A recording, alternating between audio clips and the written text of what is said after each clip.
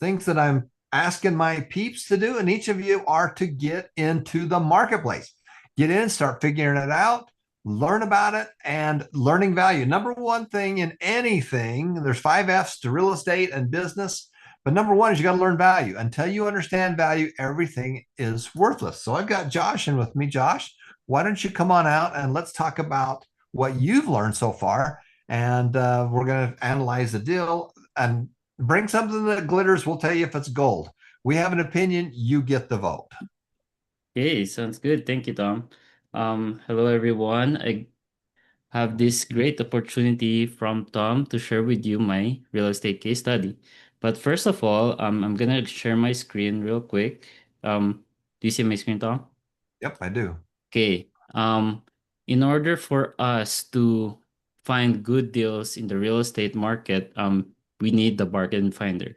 So first, before I show my deal, I'm gonna show you how you can download the finder in our website. So just go to successandmoneyfoundation.org, go to number three, which is free course and books, then 3.5, and then go to free downloads.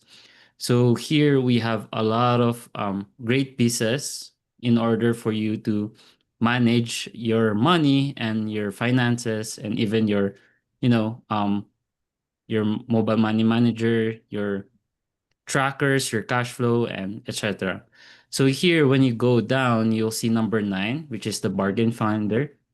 When you click download, you will see this PDF. It's a one-pager PDF that you can fill out whenever you see a good deal in the real estate market. So first, I want to share with you the real estate that I found in here in my current place, which is Rexburg, Idaho. I'm like 4 hours away from Tom, so it's pretty far. But um, I like to find good real estate pieces here in Rexburg because Tom is challenging me to do it, and I want to do it. So here's a PDF that I made that I saw close in our apartment. This is from actually from Zillow. We saw this cool small home that we can redesign and we can sell or do a Airbnb business. Because Audrey and I, my wife and I, really want to do our Airbnb business. So here we found this cute small home. It's a two-bedroom, two baths. It has a cool living room. It's nothing fancy, but it has all the bells and whistles. It has the furnitures, which is the couch. It's super clean. It has nice, furniture textures. I like the colors. There's whites, blacks on it. So we really don't have to redesign a lot. It's just, a few furnitures here and there. But here is the bargain finder that I did. I'm gonna make a two-pager view so you can see it side by side. Do you see it nicely, Tom, in your screen? I can see it. Okay, sounds good. Okay, so here in the bargain finder, you need to fill out the important key details, which is the address, um, how big is the house and the lot, the age of the house. Well, we saw this as a listed post 2004, so it's 22 years old. It has two bedroom, two baths. It has a carport. Well, it's actually not a carport, but there's a space for parking. Put the phone number. Here's the key details that you need to fill out, which is plans if it does not sell. So one of our plans is to do a Airbnb business. How long in the market it was posted? So for when we saw this post, it was like 2 months ago. Okay. So now is the price and value. So what's the price and versus the value? So the price is how much is the property owner is selling this house. He listed it as $82,500.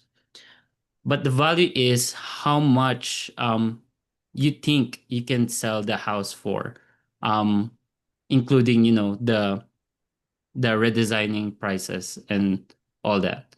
So for us, when Audrey and I talked about it, we think that we can sell the house for $120,000. So that's a good price for us. We didn't fill out some of these pages because we didn't see the loan value of it. But the score, we set it as 12. Why did we set as 12? If you can see here at the very right side of the bargain finder, you see the location, condition, price, financing, and flexibility. So that's the score. If you think the location is good, you can score it as a number 3. If you think the location is bad, you can put it as 0. So we check the location of this house. I'll share it with you here. Oh, not that page. Here. Um, okay, right here. So it's 310 Bluebell Street. This location is actually really good because, as you can see, there's a hospital nearby. It's just a walking distance. And then when you go here at the very left corner, you can see parks, you can see a lot of, restaurant businesses. There's a I think there's a Walmart up here. It's a bit for probably like 5 minutes somewhere here. There's a Walmart there. But it's really a good location for us. So I will rate it as number 3 because it's a good location. Condition, as you can see in all the pictures, it's a good condition, so we rate it as 3. Price is also good. Total score for me and Audrey, it's number 12. Okay, at the very bottom here, as you can see, there's sell, keep, refinance, and trade. So here you can just put some of the ideas that you can fill out in the bargain finder. But for me, could I sell it for a quick profit? I said here yes, but if there are good offers. But every plan that you do, you need to have plan A and plan B.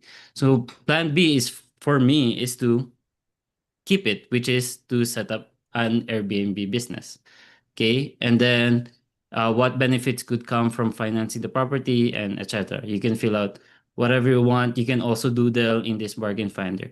Okay, now I want to talk about more about our idea in doing the Airbnb business for this house.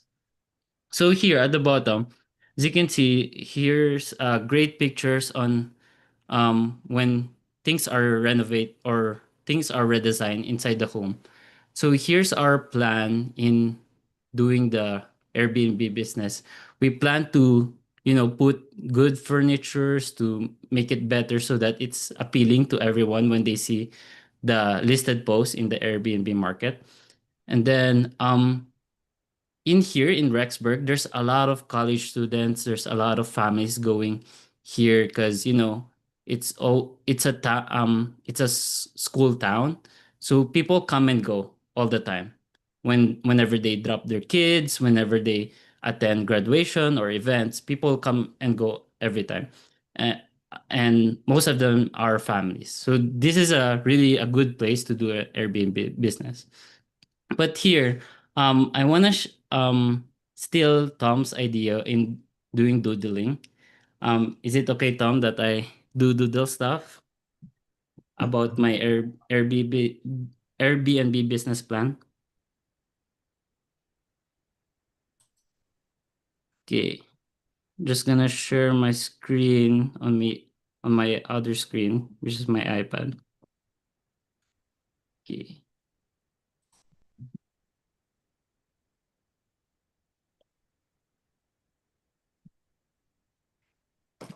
Okay, do you see my screen there, Tom? Okay. So here's our plan to do the Airbnb business. So first is um the budget.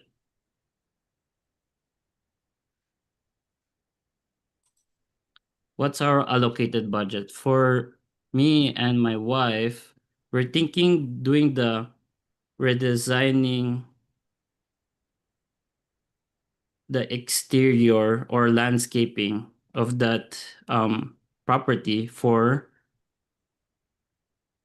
I want to change the pricing color so it's nice. $3,000, something like that.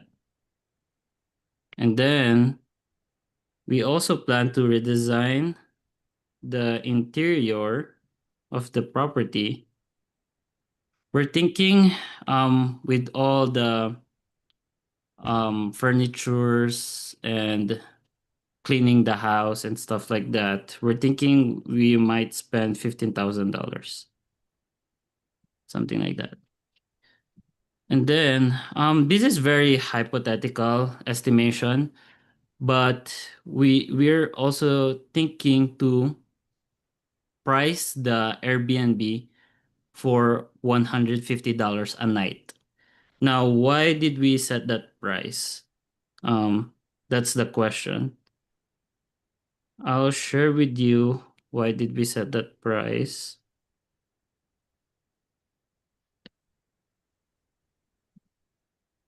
I'll stop share from that real quick. We set that price because we check the Airbnb in Rexburg. Um, so this is just one night, and we're thinking the most guests that we can accommodate is 4 to 5. But as you can see here, there's a lot of listed homes in Rexburg, and most of them are ranging $100 to $200. So we set it as as the middle ground, averaging around $150 per night, because we have two beds and two baths. Like for example, this one has a good rating. 65 people rated 5 stars. It has $170 a night with two beds and two baths. So that's also what we're expecting for our property. So here, let me share that screen again in my iPad. So here we set it as $150 per night. Okay. And we're accommodating 4 to 5 guests. Now, very hypothetical, we are expecting if it's a good running business here in Rexburg, we're expecting around 26 nights when people, book our Airbnb business. 26 nights a month.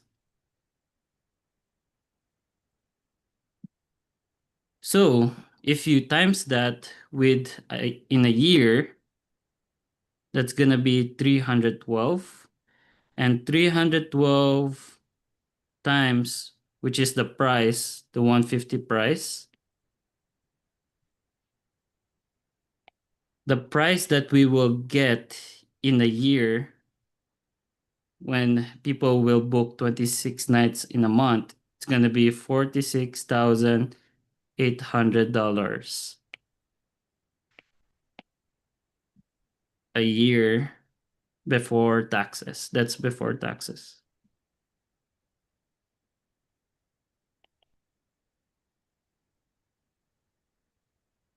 Now, we didn't include some of the other costs, but the big cost that we're thinking that we might spend is also the cleaning cost, so the cleaning materials and stuff like that. But when we start this Airbnb business, we will, Audrey and I will be the first people who will do the cleaning cost. And then as we, have 10 more properties of this Airbnb business, we might hire people to clean our properties every night. Okay, before you go on, just a couple quick questions. Mhm. So my grandpa taught me it's going to cost you, it's going to take more time than you thought, and you're going to make half as much as that you thought. So Yeah. that's a pretty lofty, aggressive goal. What would the math look like if the price per night was at $100 and you only rented it out? Uh, I'm looking more of a worst case scenario, 12 12 nights. nights. Uh-huh. Okay. So the top line Good revenue is question. 46, but what would the smaller revenue look like? Okay, so if it's just like what Tom said, um, the one that I did is very hypothetical, but what if it's not booming? So my price per night is $100, Yep, and we're only going to rent it out 10 nights a and month. then only for 10 nights a Hmm. month.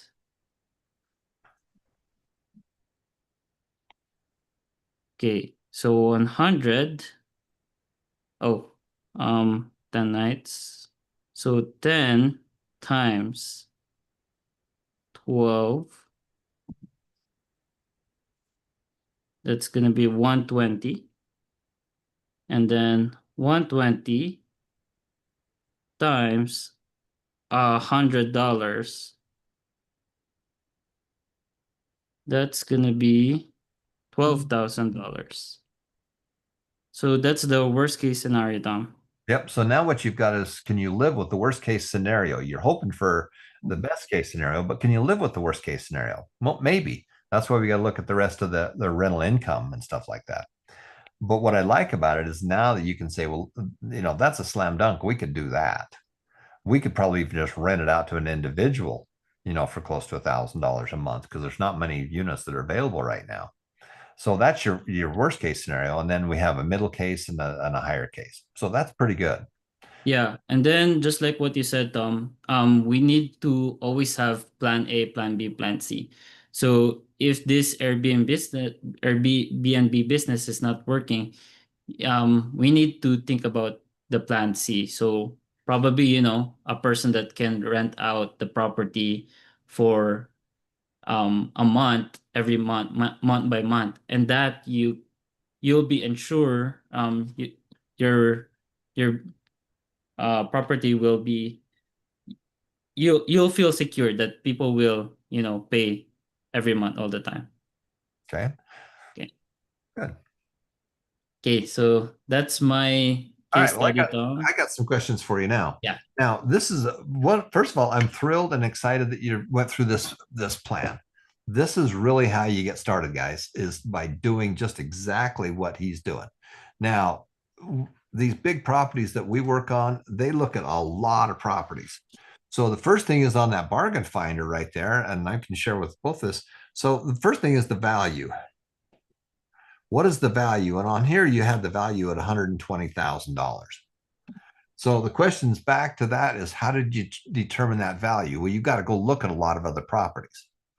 You got to go look at a lot of other properties and see if that's really what it's worth. Now, the price on it, I think was 85 or something like that, 82,500. is what he's asking for it, is the price on it. So the real question is, what's it really worth? Is it really worth 120? And then what is the price on it? Well, the price is 82. Well, that's pretty good because that is, 20% below value. Now, the next thing that would be helpful for me, though, is to find out if there's any existing loans. In America, if you can find a property that was around that was got new financing over this, uh, there's some really low rate loans on here. But the question would be, what are the loans?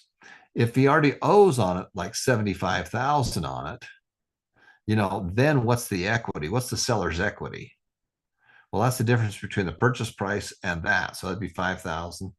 That gets you to 80. So it'd be about $7,500, right? 5,000, yeah, $7,500 is his equity. So that's the problem I got to come up with. How do I come up with that money to be able to buy the property? That's if there's an existing loan. If there's not an existing loan, then you're going to have to say, what's the price?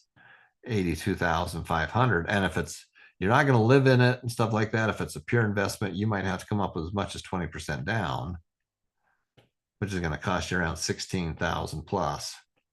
And then you're going to get a new loan for the balance on it. And the new balance would be like 66, right? Somewhere around there. I'm just making up numbers right here. I'm saying it was a 5% loan on it, you're going to be paying around 3,500. So what's the fact? Let's pop that out, guys. Everybody come throw it in the chat with me. If you had a property that was 82,000, what's 20% of that? Let's throw it in the chat and see if we can come up with the right answer. What's the correct answer, guys? 20% down on $82,500. Is it times 20%? Yep. That's 16,500. Wow, I was pretty close, wasn't I? Yeah.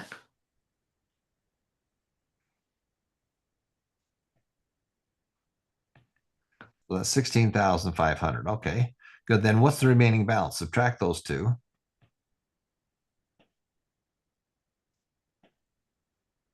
16,500 minus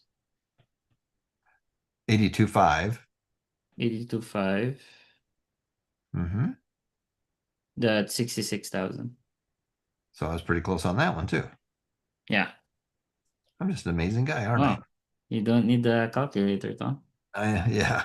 Okay, so that's the down right there. And that would be the loan, would be 66,000. Now, if it's at 6%, which is a little bit higher, tell me what 66,000 times 6% is a year. Okay. Times 6%, that's going to be 3,960. So 3,960. So that's what the interest is on there, basically.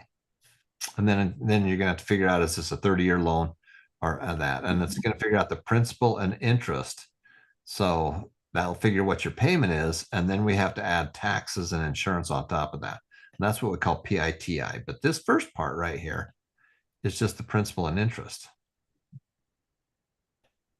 Okay. And I gotta find a calculator to figure that part out. But basically, that's how much interest you're going to be paying on it. And your monthly, your payment's probably going to be, probably $500 or $600 a month on something like that on a $66,000 loan. So that's a good start. So you can see he's looking at this. I'm going to buy it. This is what my costs are going to be: the principal, interest, the taxes, and everything else. That's what it's going to run. In fact, I can just tell you right now. Let me throw the calculator here. So if you had a $66,000 loan and the interest on it was 6%, it was a 30-year term, the payment's $395 a month. So you can see that now he's looking at his 5Fs. Well, what's my option on this? Well, one, the 5Fs. What are the 5Fs? We want to find a good deal. He's buying this property. If it all checks out, is he buying it for below market? Yeah, he is. Okay, so we found a good deal. It's in the 3%. Maybe. We still got to do some research. We need to fix it. What's wrong with the property, or what's wrong with the seller? Is there something there that makes sense to it? Then we got to find the way to fund it. So Josh, you may not be able to do this deal, so you might have to find a partner. It really depends on what the financing's like. If there's already existing financing, it'd be something that you could buy, would be a lot easier to be able to do. Okay. If it already has existing financing, if you got to go qualify for it, that's going to be a little more difficult because, your wife's still in school, and just it'd be a little more difficult to do is to fund it. Okay. And then what's your options? You're either going to flip it or farm it. And the way he's going to do that, he can either rent it out on a monthly basis to one individual and not have much hassle with it, or he can do an Airbnb with it, which is basically renting it out on a nightly basis. So the analysis is pretty good. The couple questions I would have with it. First of all, how do you think that it's worth 120? Where did you come up with that number? We just times it with the cost, the redesigning cost. Okay, we just added that in. That's helpful, but that's not. Is there any other properties like that in the neighborhood? No, it's the only property in the neighborhood. Yeah, that scares me. I don't like that. I like to be able to see if there's 100 of them and here's the 3% that fit that criteria. Mm-hmm. Yeah. Number two is when I looked at it, is it built on a foundation or was it a mobile home that was there? Good question. Well, as you can see here in my screen, I can't tell if it's a good foundation or mobile home. Yeah, see, that scares me a little bit below there because that looks like that might have been a skirt. It could be a modular home. If it's a Mm-hmm. modular home, then the financing is, that way. If it's a mobile home where it had an axle and everything else, then that's personal property, and Yeah. that's a different kind of a deal. Yeah. Okay, So probably, you can see the price. It's too don't cheap. know, Yeah. don't know. What I love about it is that you're out there looking, you're out there hunting. Yeah. So now you've got something under your belt. And then we keep track of these bargain finders, and the more deals that we do, the more we can find and determine if it's a great deal or not. Okay, so I think that's a really good one right now. We're gonna say goodbye to our friends from around the world watching us online, and then we're gonna do some case study with this with our students and have them come up with some concepts with it. So everybody, thanks for watching. We're going to be right back with another class. And then this class, we're going to go a little bit deeper and do some analysis and have the students ask some questions.